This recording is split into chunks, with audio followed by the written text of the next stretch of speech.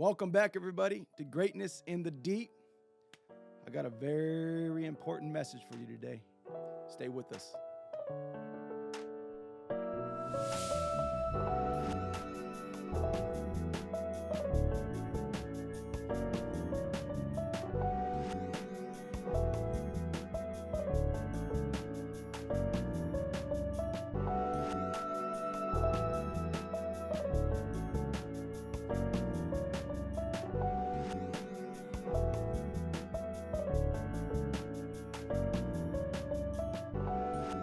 Welcome back to Greatness in the Deep.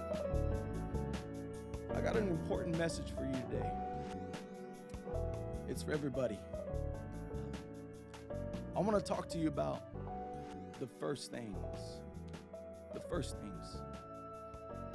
But before I get into this message, I want to encourage you again to please subscribe because it does support the channel. Subscribe and put a like. Share the video and leave a comment because I think that this will help others as well, not just us. I want to talk to you about the first things. The first things. When we want to do something great for God, there's always a pattern that God uses. And it's something that we've been talking about for a while already, but I don't think that we could stress it enough. I don't think that we could keep talking about it enough. And that is spiritual formation. Spiritual formation. If you want to do anything for God, if you want to do anything in the church, if you want to do anything that gives glory to God in a great manner, something big, like you have a dream that you want to fulfill, the very first thing that must happen, the very first of the process that takes place is spiritual formation. You see, a lot of us get this process thing wrong. Most times what we want to do is we want to jump into action right away.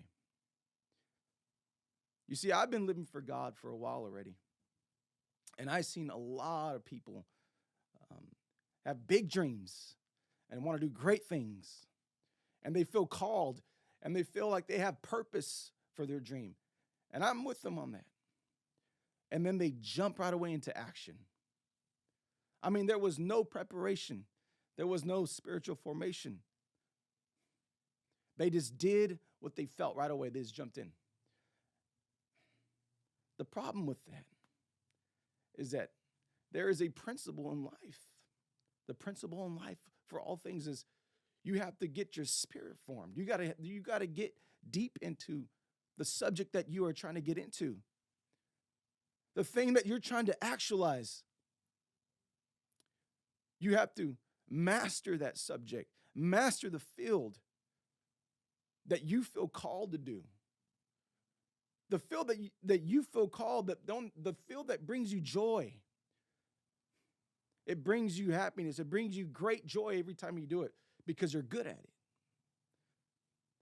And you want to actualize it. But first, there has to be spiritual formation. Spiritual formation. And I could give you a lot of examples on this. A lot of examples on what spiritual formation is. We've been talking about the beginning of all things in Genesis chapter 1. The Bible says, what? In the beginning, God created the heavens and the earth. And the earth was without form and void. It was without form and void. Why? Because it was waiting for that spirit, that spiritual part, God to hover over it and move. God to do something first before everything came into formation, before there was any frames. It was first what? God began to touch the surface of things, and then land and everything else just started popping up. Islands, all that good stuff started popping up. It's the same thing in your life.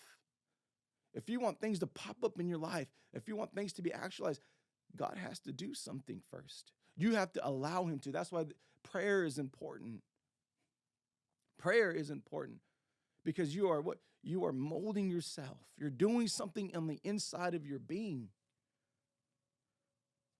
And then all of a sudden, there comes that time and that moment for manifestations to come out and pop out.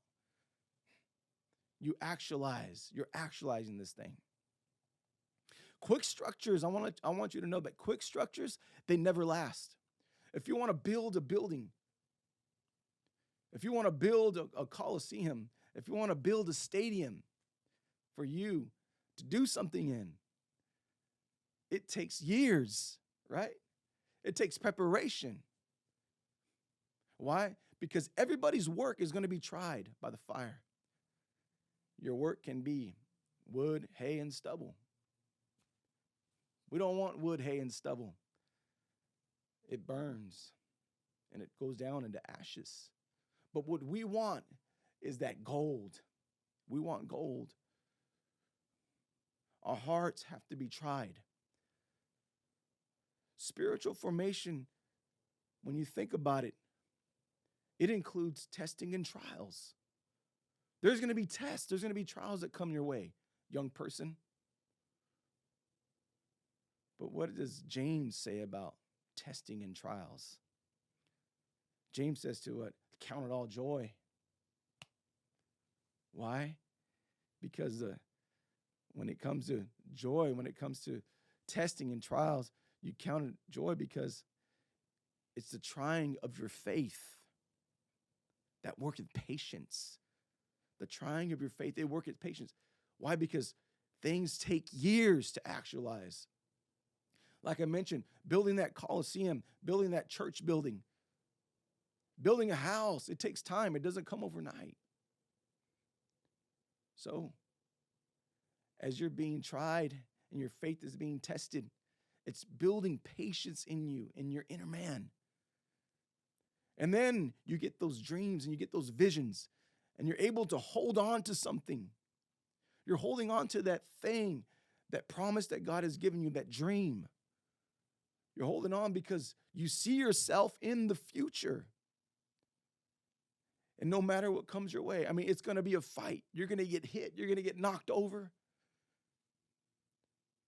There's going to be some heartbreaks.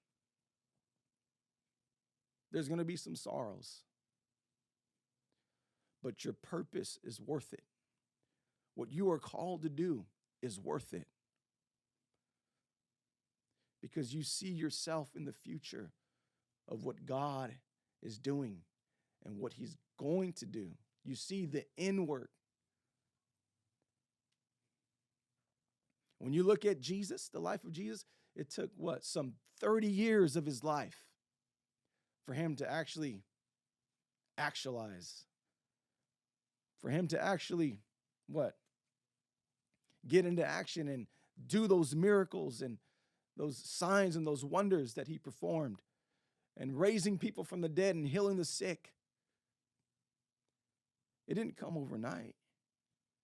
He went through some sorrows. He went through some pains. His whole identity was being questioned. Your identity will be questioned. What did the devil say on the mount? If thou be the Son of God. If thou be the Son of God. We know he's the Son of God. But he was questioning his identity. He was trying to get him discouraged. He was trying to get him to a low level in life.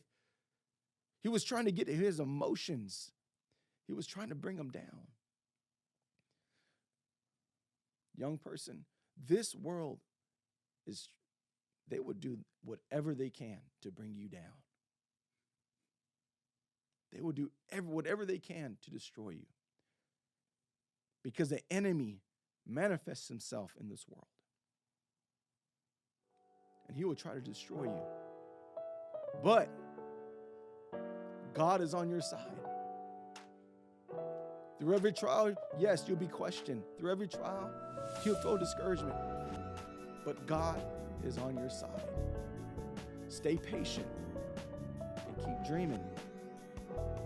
And believe what God has showed you. for your future. Weeping will endure for the night, but joy cometh in the morning. Something is coming. Something is coming your way, young person, millennial, Gen Z. Stay encouraged. I love you all. I'm praying for you all. God's got your back. See you next time.